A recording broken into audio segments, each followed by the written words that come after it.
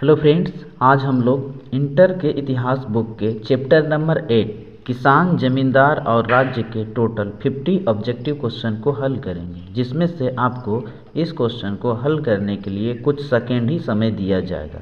आप अपना score comment box में ज़रूर लिखें ताकि आपको पता चले कि तैयारी आपका किस लेवल का है, क्योंकि इस बार इंटर एग्ज़ाम 2026 का ऑब्जेक्टिव क्वेश्चन में 45 प्लस आंसर किया जाए। ठीक है फ्रेंड्स, तो चलिए स्टार्ट करते हैं। आपका पहला क्वेश्चन है, मुगल साम्राज्य के समय राजस्व का मुख्य स्रोत क्या था? मुगल साम्राज्य के समय राजस्व का मुख्य स्रोत क्या था? आपके पास ऑप्शन है, ए व्यापार, बी भूमि राजस्व, सी कर संग्रह, डी पशु कर। आपका सही जवाब होगा ऑप्शन नंबर बी, भूमि राजस्व। नेक्स्ट क्वेश्चन में बढ़ेंगे। क्वेश्चन नंबर 2, अकबर के शासनकाल में भूमि राजस्व प्रणाली किसने बनाई थी? अकबर के शासनकाल में भूमि राजस्व प्रणाली किसने बनाई थी? आपके पास ऑप्शन है, A Abul Fazal, B Raja Todarmal, C Birbal, D Mansingh. आपका सही जवाब होगा ऑप्शन नंबर बी, राजा टोडरमल। नेक्स्ट क्वेश्चन में बढ़ेंगे। क्वेश्चन नंबर 3, अकबर की भूमि राजस्व नीति को क्या कहा जाता था? अकबर की भूमि राजस्व नीति को क्या कहा जाता था? आपके पास ऑप्शन है, ए जब्ती प्रणाली, बी बंदोबस्त प्रणाली, सी रैयतवाड़ी प्रणाली, डी महालवाड़ी प्रणाली। आपका सही जवाब होगा ऑप्शन नंबर ए, जब्ती प्रणाली। नेक्स्ट क्वेश्चन में बढ़ेंगे। क्वेश्चन नंबर 4, जब्ती प्रणाली में भूमि की माप किस इकाई में की जाती थी? जब्ती प्रणाली में भूमि की माप किस इकाई में की जाती थी? आपके पास ऑप्शन है, ए बीघा में, बी गज में, सी जोत में, डी बिस्वा में। आपका सही जवाब होगा ऑप्शन नंबर ए, बीघा में। नेक्स्ट क्वेश्चन में बढ़ेंगे। क्वेश्चन नंबर 5, किसान भूमि पर काम करने के बदले क्या देते थे? किसान भूमि पर काम करने के बदले क्या देते थे?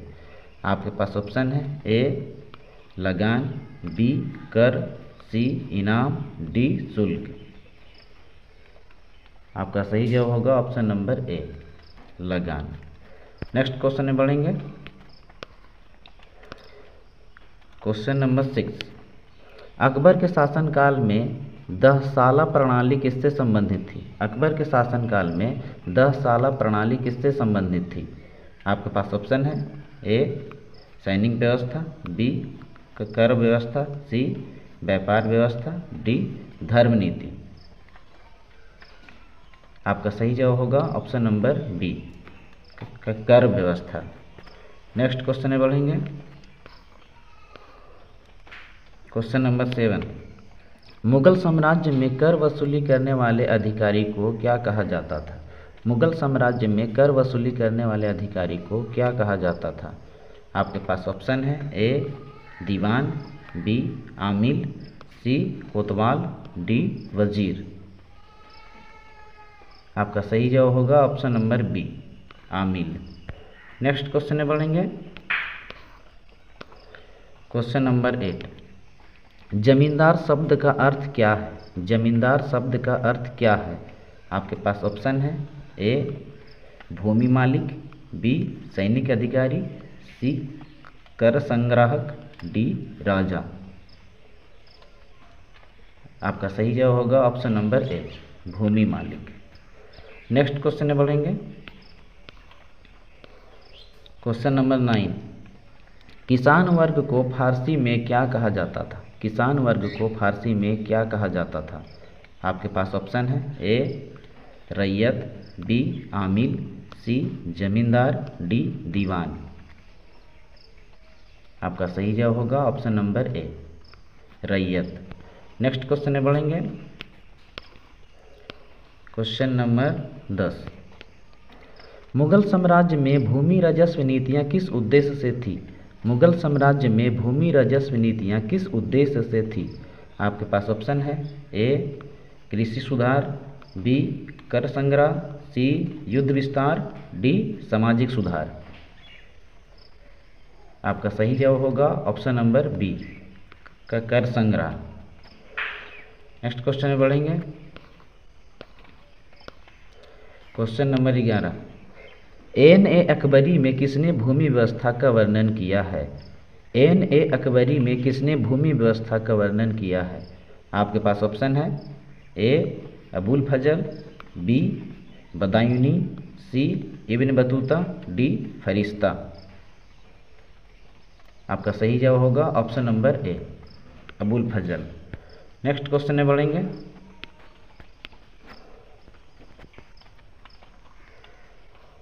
क्वेश्चन नंबर 12, अकबर के शासनकाल में राजस्व की गणना किसके औसत पर की जाती थी? अकबर के शासनकाल में राजस्व की गणना किसके औसत पर की जाती थी? आपके पास ऑप्शन है, ए 5 वर्ष, बी 10 वर्ष, सी 12 वर्ष, डी 20 वर्ष। आपका सही जवाब होगा ऑप्शन नंबर बी 10 वर्ष। नेक्स्ट क्वेश्चन में बढ़ेंगे। क्वेश्चन नंबर 13, मुगल काल में कर भुगतान किस रूप में होता था? मुगल काल में कर भुगतान किस रूप में होता था? आपके पास ऑप्शन है, ए नगद और वस्तु दोनों, बी केवल नगद, सी केवल वस्तु, डी अनाज। आपका सही जवाब होगा ऑप्शन नंबर ए नगद और वस्तु दोनों। नेक्स्ट क्वेश्चन में बढ़ेंगे। क्वेश्चन नंबर 14, किसान को भूमि की माप के लिए कौन बुलाता था? किसान को भूमि की माप के लिए कौन बुलाता था? आपके पास ऑप्शन है, ए आमिल, बी पटवारी, सी जमींदार, डी दीवान। आपका सही जवाब होगा ऑप्शन नंबर बी पटवारी। नेक्स्ट क्वेश्चन में बढ़ेंगे। क्वेश्चन नंबर 15, जमींदारों की प्रमुख भूमिका क्या थी? जमींदारों की प्रमुख भूमिका क्या थी? आपके पास ऑप्शन है, ए कर संग्रह, बी न्याय देना, सी सेना बनाना, डी व्यापार करना। आपका सही जवाब होगा ऑप्शन नंबर ए कर संग्रह। नेक्स्ट क्वेश्चन में बढ़ेंगे। क्वेश्चन नंबर 16, रैयतवाड़ी प्रणाली का संबंध किससे है? रैयतवाड़ी प्रणाली का संबंध किससे है? आपके पास ऑप्शन है, ए ब्रिटिश शासन, बी मुगल शासन, सी मराठा शासन, डी नायक शासन। आपका सही जवाब होगा ऑप्शन नंबर ए ब्रिटिश शासन। नेक्स्ट क्वेश्चन में बढ़ेंगे। क्वेश्चन नंबर 17, मुगल काल में भूमि मापने के लिए कौन सी पद्धति अपनाई गई थी? मुगल काल में भूमि मापने के लिए कौन सी पद्धति अपनाई गई थी? आपके पास ऑप्शन है, ए बीघा प्रणाली, बी इलाही गज, सी दशमलव प्रणाली, डी बिस्वा प्रणाली। आपका सही जवाब होगा ऑप्शन नंबर बी इलाही गज। नेक्स्ट क्वेश्चन में बढ़ेंगे। क्वेश्चन नंबर 18, कर का एक निश्चित भाग सरकार को देने की प्रक्रिया क्या कहलाती थी? कर का एक निश्चित भाग सरकार को देने की प्रक्रिया क्या कहलाती थी? आपके पास ऑप्शन है, ए लगान, बी महसूल, सी मालगुजारी, डी जब्ती। आपका सही जवाब होगा ऑप्शन नंबर डी जब्ती। नेक्स्ट क्वेश्चन में बढ़ेंगे। क्वेश्चन नंबर 19, अकबर की भूमि व्यवस्था में किसान को क्या कहा गया? अकबर की भूमि व्यवस्था में किसान को क्या कहा गया? आपके पास ऑप्शन है, ए मालिक, बी जोतदार, सी रैयत, डी जमींदार। आपका सही जवाब होगा ऑप्शन नंबर सी रैयत। नेक्स्ट क्वेश्चन में बढ़ेंगे। क्वेश्चन नंबर 20, भूमि राजस्व का निर्धारण किसके उत्पादन पर निर्भर करता था? भूमि राजस्व का निर्धारण किसके उत्पादन पर निर्भर करता था? आपके पास ऑप्शन है, ए कृषि उत्पादन, बी मौसम, सी बाजार मूल्य, डी जनसंख्या। आपका सही जवाब होगा ऑप्शन नंबर ए कृषि उत्पादन। नेक्स्ट क्वेश्चन में बढ़ेंगे। क्वेश्चन नंबर 21, किस ग्रंथ में मुगल प्रशासन की जानकारी मिलती है? किस ग्रंथ में मुगल प्रशासन की जानकारी मिलती है? आपके पास ऑप्शन है ए अकबरी, बी अकबरनामा, सी शाहनामा, डी बाबरनामा। आपका सही जवाब होगा ऑप्शन नंबर ए अकबरी। नेक्स्ट क्वेश्चन में बढ़ेंगे। क्वेश्चन नंबर 22, जमींदार की भूमि पर काम करने वाला व्यक्ति कौन था? जमींदार की भूमि पर काम करने वाला व्यक्ति कौन था? आपके पास ऑप्शन है ए रैयत, बी मजदूर, सी बंधुआ, डी सैनिक। आपका सही जवाब होगा ऑप्शन नंबर ए रैयत। नेक्स्ट क्वेश्चन में बढ़ेंगे। क्वेश्चन नंबर 23, लगान देने वाले किसानों को क्या कहा जाता था? लगान देने वाले किसानों को क्या कहा जाता था? आपके पास ऑप्शन है ए करदाता, बी रैयत, सी जमींदार, डी व्यापारी। आपका सही जवाब होगा ऑप्शन नंबर बी रैयत। नेक्स्ट क्वेश्चन में बढ़ेंगे। क्वेश्चन नंबर 24, मुगल काल में कर वसूली की सबसे छोटी इकाई कौन थी? मुगल काल में कर वसूली की सबसे छोटी इकाई कौन थी? आपके पास ऑप्शन है ए परगना, बी गांव, सी प्रांत, डी महाल। आपका सही जवाब होगा ऑप्शन नंबर बी गांव। नेक्स्ट क्वेश्चन में बढ़ेंगे। क्वेश्चन नंबर 25, राजा टोडरमल का योगदान किस क्षेत्र में था? राजा टोडरमल का योगदान किस क्षेत्र में था? आपके पास ऑप्शन है ए भूमि राजस्व सुधार, बी शिक्षा सुधार, सी व्यापार नीति, डी धर्म नीति। आपका सही जवाब होगा ऑप्शन नंबर ए भूमि राजस्व सुधार।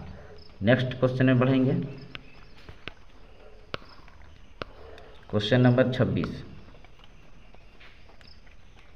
जब्ती प्रणाली में भूमि का मूल्यांकन किस आधार पर होता था? जब्ती प्रणाली में भूमि का मूल्यांकन किस आधार पर होता था? आपके पास ऑप्शन है ए उपज की मात्रा, बी भूमि की गुणवत्ता, सी वर्षा की मात्रा, डी किसानों की संख्या। आपका सही जवाब होगा ऑप्शन नंबर ए उपज की मात्रा। नेक्स्ट क्वेश्चन में बढ़ेंगे। क्वेश्चन नंबर 27, मुगल काल में राजस्व की वसूली कौन करता था? मुगल काल में राजस्व की वसूली कौन करता था? आपके पास ऑप्शन है ए आमिल, बी दीवान, सी वजीर, डी कोतवाल। आपका सही जवाब होगा ऑप्शन नंबर ए आमिल। नेक्स्ट क्वेश्चन में बढ़ेंगे। क्वेश्चन नंबर 28,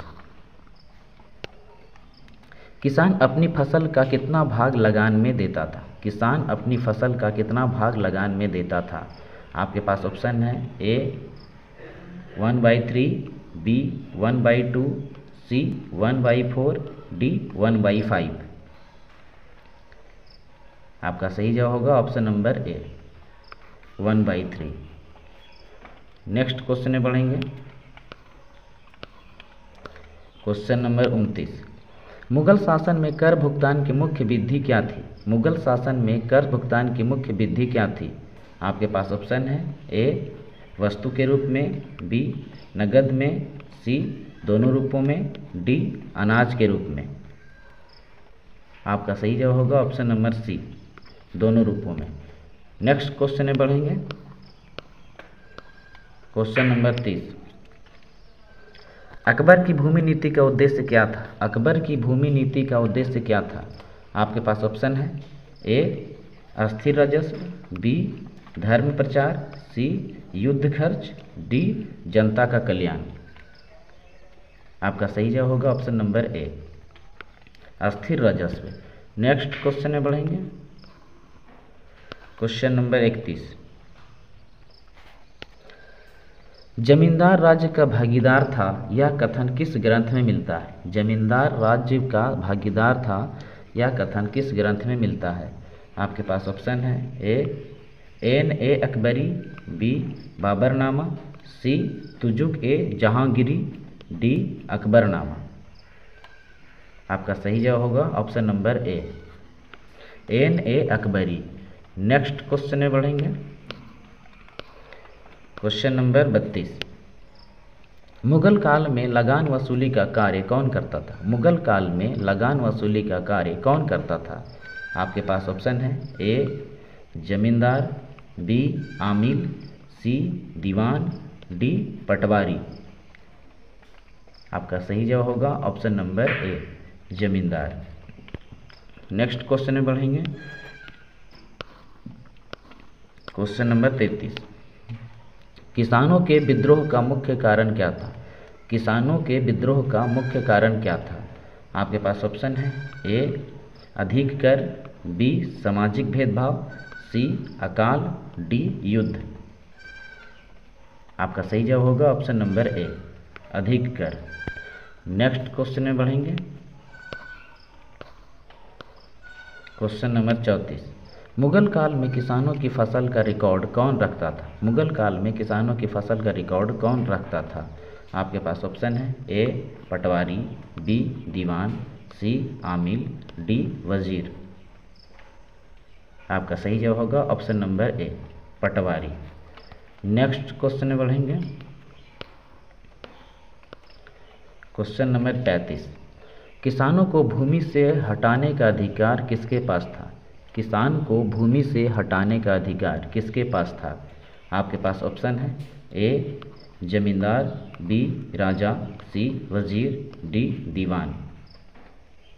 आपका सही जवाब होगा ऑप्शन नंबर ए, जमींदार। नेक्स्ट क्वेश्चन में बढ़ेंगे। क्वेश्चन नंबर 36, भूमि मापने के लिए किस उपकरण का प्रयोग किया जाता था? भूमि मापने के लिए किस उपकरण का प्रयोग किया जाता था? आपके पास ऑप्शन है, ए रस्सी, बी गज, सी इलाही गज, डी पैमाना। आपका सही जवाब होगा option number A, option number C, Ilahi Gaz. Next question में बढ़ेंगे। क्वेश्चन नंबर 37, जमींदार वर्ग का उदय किस काल में हुआ? जमींदार वर्ग का उदय किस काल में हुआ? आपके पास ऑप्शन है, ए सुल्तान काल, बी मुगल काल, सी ब्रिटिश काल, डी मराठा काल। आपका सही जवाब होगा ऑप्शन नंबर बी, मुगल काल। नेक्स्ट क्वेश्चन में बढ़ेंगे। क्वेश्चन नंबर 38, किसानों का शोषण अधिकतर कौन करता था? किसानों का शोषण अधिकतर कौन करता था? आपके पास ऑप्शन है, ए जमींदार, बी आमिल, सी वजीर, डी दीवान। आपका सही जवाब होगा ऑप्शन नंबर ए, जमींदार। नेक्स्ट क्वेश्चन में बढ़ेंगे। क्वेश्चन नंबर 39, मुगल राजस्व व्यवस्था की इकाई क्या थी? मुगल राजस्व व्यवस्था की इकाई क्या थी? आपके पास ऑप्शन है, ए परगना, बी प्रांत, सी गांव, डी महाल। आपका सही जवाब होगा option number D, Mahal. Next question में बढ़ेंगे।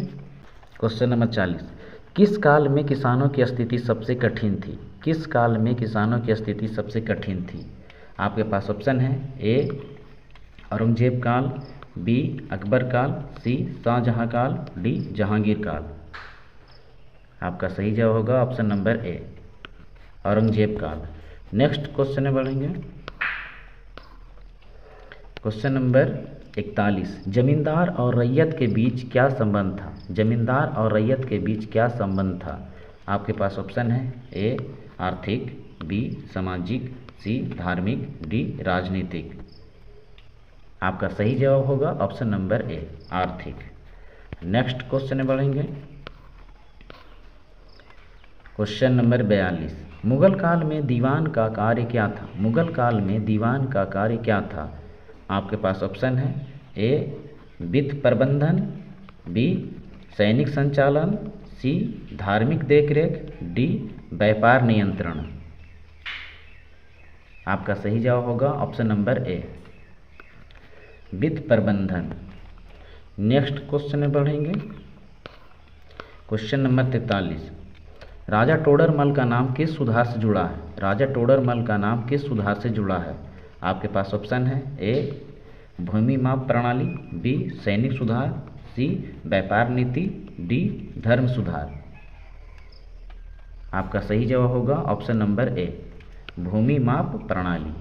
नेक्स्ट क्वेश्चन में बढ़ेंगे। क्वेश्चन नंबर 44, मुगल काल की भूमि माप प्रणाली किस नाम से जानी जाती थी? मुगल काल की भूमि माप प्रणाली किस नाम से जानी जाती थी? आपके पास ऑप्शन है ए इलाही गज, बी दशमलव प्रणाली, सी बीघा प्रणाली, डी बिस्वा प्रणाली। आपका सही जवाब होगा ऑप्शन नंबर ए इलाही गज। नेक्स्ट क्वेश्चन में बढ़ेंगे। क्वेश्चन नंबर 45, मुगल शासन में रैयत शब्द किसके लिए प्रयुक्त था? मुगल शासन में रैयत शब्द किसके लिए प्रयुक्त था? आपके पास ऑप्शन है ए किसान, बी सैनिक, सी व्यापारी, डी शासक। आपका सही जवाब होगा ऑप्शन नंबर ए किसान। नेक्स्ट क्वेश्चन में बढ़ेंगे। क्वेश्चन नंबर 46, अकबर के शासनकाल की कर व्यवस्था का उद्देश्य था? अकबर के शासनकाल की कर व्यवस्था का उद्देश्य था? आपके पास ऑप्शन है ए अस्थिर आय, बी युद्ध खर्च, सी व्यापार बढ़ाना, डी धार्मिक नीति। आपका सही जवाब होगा ऑप्शन नंबर ए अस्थिर आय। नेक्स्ट क्वेश्चन में बढ़ेंगे। क्वेश्चन नंबर 47, राजस्व नीति के बिना राज्य नहीं चल सकता, यह विचार किसका था? राजस्व नीति के बिना राज्य नहीं चल सकता, यह विचार किसका था? आपके पास ऑप्शन है A Abul Fazal, B Akbar, C Todarmal, D Birbal. आपका सही जवाब होगा option number C Todarmal. Next question में बढ़ेंगे। क्वेश्चन नंबर 48, मुगल प्रशासन में दीवान किसके अधीन होता था? मुगल प्रशासन में दीवान किसके अधीन होता था? आपके पास ऑप्शन है ए सम्राट, बी वजीर, सी गवर्नर, डी जमींदार। आपका सही जवाब होगा ऑप्शन नंबर ए सम्राट। नेक्स्ट क्वेश्चन में बढ़ेंगे। क्वेश्चन नंबर 49, मुगल शासन में कर भुगतान का समय कौन तय करता था? मुगल शासन में कर भुगतान का समय कौन तय करता था? आपके पास ऑप्शन है ए दीवान, बी आमिल, सी जमींदार, डी पटवारी।